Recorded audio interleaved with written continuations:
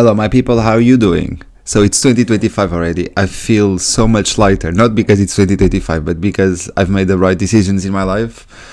So today in this episode, we're gonna talk about being an empath, an empathic people, and struggling to cope. Because maybe you are empathic and maybe you're struggling to cope. I think it's pretty evident why we're gonna do it. So join me as I take on the challenge of navigating life as an empath and finding ways to cope with all the emotions around me. So being an empath is a unique gift that allows us to deeply understand and connect with others on an emotional level. Isn't it incredible? I don't know if you realize this, but how this ability enable us to provide empathy and compassion to those around us. However, I don't know if you feel this, but if you are an empathic person, maybe you do, it can be so overwhelming and exhausting, as we sometimes depend on the emotions of others without even being aware of it, which can leave us like feeling drained and depleted. Maybe just drained, let's forget that I said that word. So I think as an empathic person, sometimes we do feel emotional overwhelm, and we can talk into a room and instantly feel the energy of those around us, whether it's anxiety, sadness, or anger. It's like having a built-in emotional radar that is always on high alert. This can lead us to like fatigue, mood swings, and a general feeling of being disconnected from our emotions. I think one of the biggest struggles empathic people face is setting healthy boundaries. This is something I talked in other episodes. I think we naturally want to help others and make them feel better. However, this can lead us to people pleasing and avoiding saying no to people. But saying yes to everyone else means that we are saying no to ourselves, and that's not really a good idea for our life, because we can end up feeling like we are drowning in the sea of other people's emotions, and we do this without having a life jacket with us. When we are not careful, being an empath can start to feel like a curse rather than a gift. We can become so drained that we start to wonder if it's all worth it. But the truth is, being an empathic person, it's a powerful tool that can be used for good. We just need to learn how to use it effectively.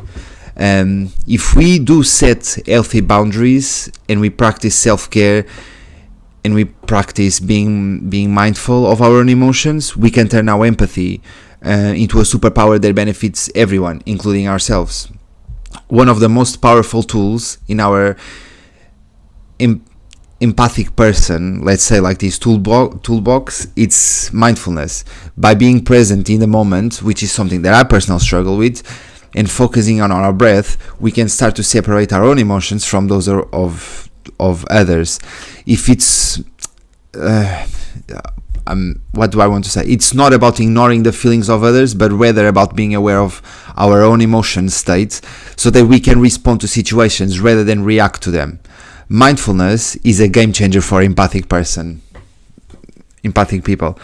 allowing us to stay grounded and stay centered even in the most chaotic of situations. Another tool, grounding exercises are another essential tool for empathic people. If we can focus on our physical bodies and the sensations within them, we can start to release the emotional energy that's not ours to carry. Whether it's walking barefoot on earth, hugging a tree, or simply paying attention to our five senses, grounding exercises can help us feel more connected to ourselves and less connected to the emotions of others. I remember a time in my life when I felt like I was drowning in other people's emotions. I was exhausted, anxious, and I felt like I was losing myself in the process of trying to help others. But then I discovered the power of self-care and mindfulness. I started taking time to myself, practicing yoga, and setting healthy boundaries with those around me. It wasn't easy, but slowly but surely I started to feel like myself again.